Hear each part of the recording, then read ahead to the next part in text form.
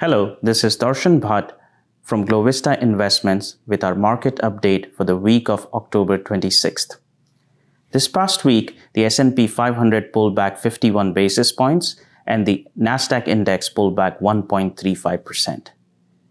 Within the internals of the market, though, there was further evidence of widening breadth with the S&P 500 equally weighted index, the Russell 2000 small cap index, and the S&P 500 value index all posting robust outperformance.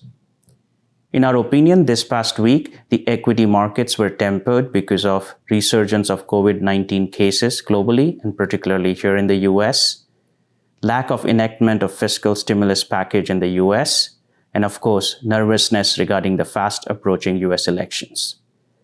Meanwhile, the Q3 earnings season has started strongly, as out of the 27% companies that have reported within S&P 500, a record 84% of the companies have beaten their earnings estimates by on an average 17%.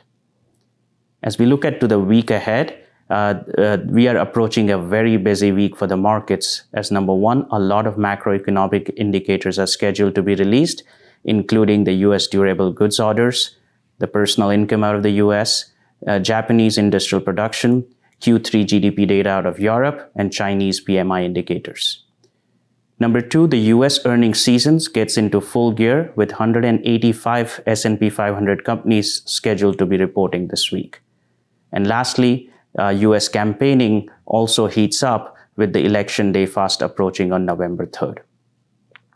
Given that this is an events-filled week, we believe as risk markets would be range-bound this week, with any changes in fundamental factors being reflected in the markets only after the US elections.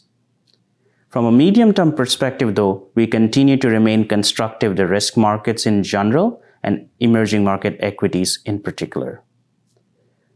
In terms of risks to our longer-term outlook, we continue to keep a very close eye on the COVID-19 resurgence cases globally and the responses being provided by respective governments. Good luck, and do reach out to us if you have any investment-related questions.